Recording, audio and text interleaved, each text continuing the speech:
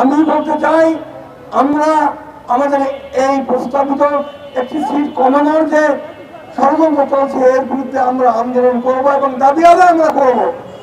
আমরা দরকার হয় বাগেরহাটকে এই দাবি আদায় হওয়ার আগ পর্যন্ত বাগেরহাটকে আমরা অচল করে দেব, বাংলাদেশ থেকে বিচ্ছিন্ন করবো ততদিন পর্যন্ত আমাদের এই দাবি পূরণ না হয়। বাগেরহাট থেকে হাজার হাজার সন্তানেরা দেশের বাইরে কর্মরত থেকে, রেমিটেন্স যোদ্ধা হিসেবে কর্মরত থেকে বাংলাদেশের জন্য তার বৈদেশিক মুদ্রা নিয়ে আসতেছে।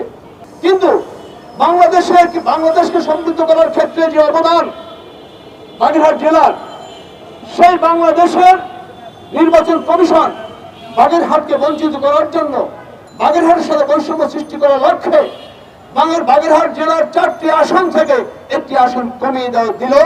এজন্য আমরা তীব্র নিন্দা এবং প্রতিবাদ জানাচ্ছি। এখানে দ্বিতীয় সমুদ্র বন্দর মোংলা রয়েছে, বাংলাদেশের দ্বিতীয় বৃহত্তর ম্যানগ্রোভ সুন্দরবন। এই এলাকায় এখন শিল্প কলকারখানা গড়ে উঠছে এবং ইপিজেড গড়ে উঠেছে। এখানে তাপবিদ্যুৎ কেন্দ্র আছে, ঐতিহাসিক প্লেস আছে। অতএব এই স্থানে যে আসন বাগেরহাট 3 এইটা বিলুপ্ত করে অন্য আসনের মধ্যে ঢুকিয়ে দিয়ে 4টি আসনের জায়গায় 3টি আসন করা হয়েছে। আমরা এর তীব্র নিন্দা জানাচ্ছি, ধিক্কার জানাচ্ছি।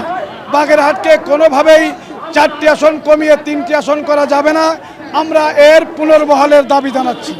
আমরা যে কোনো মূল্যে বাগেরহাটের এই যে সিদ্ধান্ত, এই প্রস্তাবনা, এটা পুনর্বহাল করতে হবে। তা না হলে আমরা আলটিমেটাম দিচ্ছি 10 তারিখ পর্যন্ত যে কোনো কর্মসূচি দিয়ে বাংলাদেশের সাথে খুলনা বাগেরহাট সব কি করে অচল করে দিয়ে বিচ্ছিন্ন করে দেব, এমন কর্মসূচি হাতে নেব।